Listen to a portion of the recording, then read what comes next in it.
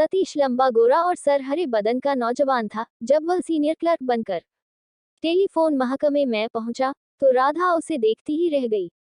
शायद वह उसके सपनों के राजकुमार सरिका था। कुछ देर बाद बड़े बाबू ने पूरे स्टाफ को अपने केबिन में बुलाकर सतीश से मिलवाया। राधा को भी सतीश से मिलवाते हुए बड़े बाबू ने कहा, सतीश यह है हमारी स्टेनो राधा, और राधा यह है हमारे ऑफिस के नए क्लर्क सतीश। राधा ने एक बार फिर सतीश को ऊपर से नीचे तक देखा और मुस्कुरा दी। ऑफिस में सतीश का आना राधा की जिंदगी में भूचाल आने जैसा था। वह घर जाकर सतीश के सपनों में खो गई। दिन में हुई मुलाकात को भूलना उसके बस में नहीं था। सतीश और राधा हमउम्र थे। राधा के मन में उधेड़-बुन चली रही थी। उसे लग रहा था कि काश सतीश उसकी जिंदगी में 2 साल पहले आया होता। राधा की शादी 2 साल पहले मोहन के साथ हुई थी। वह एक प्राइवेट कंपनी में असिस्टेंट मैनेजर था। घर में किसी चीज की कमी नहीं थी, मगर मोहन को कंपनी के काम से अक्सर बाहर ही रहना पड़ता था। घर में रहते हुए भी वह राधा पर कम ही ध्यान नहीं दे पाता था। यूं तो राधा एक अच्छी बीवी थी, पर मोहन का बार बार शहर से बाहर जाना उसे पसंद नहीं था। मोहन का सपाट रवैया उसे अच्छा नहीं लगता था। वह तो एक ऐसे पति का सपना लेकर आई थी जो उसके इर्द गिर्द चक्कर काटता रहे, लेकिन मोहन हमेशा अपने काम में लगा रहता था। अगले दिन सतीश समय से पहले ऑफिस पहुंच गया। वह अपनी सीट पर बैठा कुछ सोच रहा था कि तभी राधा ने अंदर कदम रखा। सतीश को सामने देख राधा ने उससे पूछा, कैसे हैं आप? इस शहर में पहला दिन कैसा रहा? सतीश ने सहज होकर जवाब दिया, मैं ठीक हूँ, पहला दिन तो अच्छा ही रहा। आप कैसी हैं? राधा ने चहकते हुए कहा, खुद ही देख लो, एकदम ठीक हूँ। इसके बाद राधा लगातार सतीश के करीब आने की कोशिश करने लगी। धीरे धीरे सतीश भी खुलने लगा। दोनों ऑफिस में हंसते बतियाते रहते थे। हालांकि ऑफिस के दूसरे लोग उनकी इस बढ़ती दोस्ती से अंदर ही अंदर जलते थे। वे पीठ पीछे जलकटी बातें भी करने लगे थे। राधा के जन्मदिन पर सतीश ने उसे एक बढ़िया सा तोहफा दिया और कैंटीन में ले जाकर लंच भी कराया। राधा एक नई कशिश का एहसास कर रही थी। समय पंख लगाकर उड़ता गया। सतीश और राधा की दोस्ती गहराती चली गई। राधा शादीशुदा है, सतीश यह बात बखूबी जानता था। वह अपनी सीमाओं को भी जानता था। उसे तो एक अजनबी शहर में कोई अपना मिल गया था जिसके साथ वह अपने सुख दुख की बातें कर सकता था। सतीश की मां ने कई अच्छे रिश्ते की बात अपने खत में लिखी थी, मगर वह जल्दी शादी करने के मूड में नहीं था। अभी तो उसकी नौकरी लगे केवल 8 महीने ही हुए थे। वह राधा के साथ पक्की दोस्ती निभा रहा था, लेकिन राधा इस दोस्ती का कुछ और यह मतलब लगा रही थी। राधा को लगने लगा था कि सतीश उससे प्यार करने लगा है।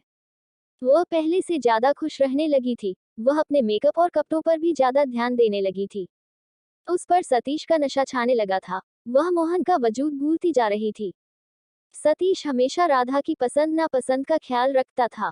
वह उसकी हर बात की तारीफ किए बिना नहीं रहता था। यही तो राधा चाहती थी।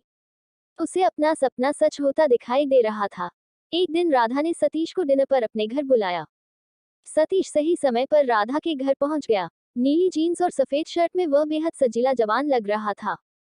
इधर राधा भी किसी परी से कम नहीं लग रही थी। उसने नीले रंग की बनारसी साड़ी बांध रखी थी जो उसके गोरे व हसीन बदन पर खूब फब रही थी। सतीश के दरवाजे की घंटी बजाते ही राधा की बाछें खिल उठी। उसने मीठी मुस्कान बिखेरते हुए दरवाजा खोला और उसे भीतर बुलाया। ड्राइंग रूम में बैठा सतीश इधर उधर देख रहा था कि तभी राधा चाय लेकर आ गई। मैडम, मोहन जी कहाँ हैं? वह कहीं दिखाई नहीं दे रहे।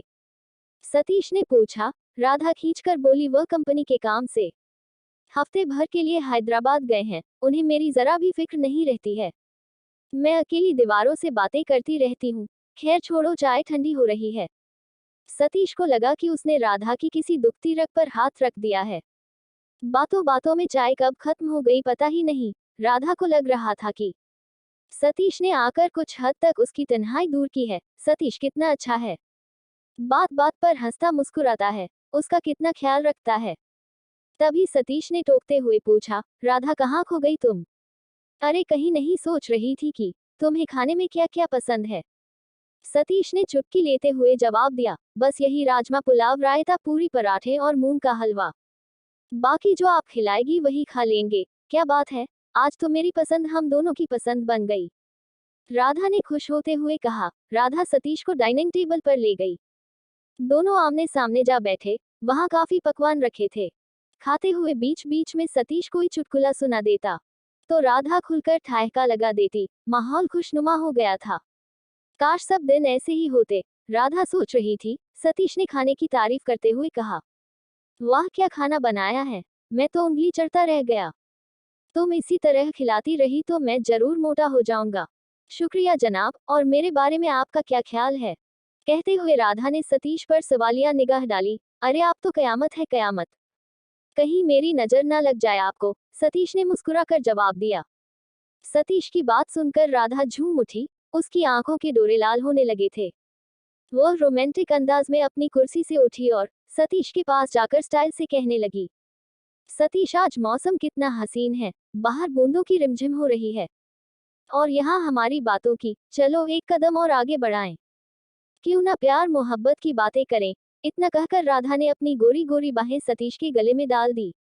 सतीश राधा का इरादा समझ गया। एक बार तो उसके कदम लड़खड़ाए, मगर जल्दी ही उसने खुद पर काबू पा लिया और राधा को अपने से अलग करता हुआ बोला, राधा जी आप यह क्या कर रही है, क्यों अपनी जिंदगी पर दाग लगाने पर तुली है? पल भर की मौज मस्ती आपको तबाह कर देगी, अपने जज्बातों पर काबू कीजिए। मैं आपका दोस्त हूँ, अंधेरों पर धकेलने वाला हवस का गुलाम नहीं। आप अपनी खुशियां मोहन जी में तलाशिए, आपके इस रूप पर उन्हीं का हक है, उन्हें अपनाने की कोशिश कीजिएगा। इतना कहकर सतीश तेज कदमों से बाहर निकल गया। राधा ठगी सी उसे देखती रह गई। उसे अपने किए पर अफसोस हो रहा था। वह सोचने लगी, मैं क्यों इतना कमजोर हो गई, क्यों सतीश को अपना सब कुछ मान बैठी, क्यों इस कदर उतावली हो गई। अगर सतीश ने मुझे ना रोका होता तो आज मैं कहीं की न रहती। बाद में वह मुझे ब्लैकमेल भी कर सकता था, मगर वह ऐसा नहीं है, उसने मुझे भटकने से रोक लिया। कितना महान है सतीश, मुझे उसकी दोस्ती पर नाज है। तो दोस्तों यह थी आज की कहानी। कैसी लगी आपको कमेंट बॉक्स में जरूर बताएगा। वीडियो को लाइक, चैनल को सब्सक्राइब कर लीजिएगा। मुझे दीजिए इजाजत, अगली कहानी तक धन्यवाद।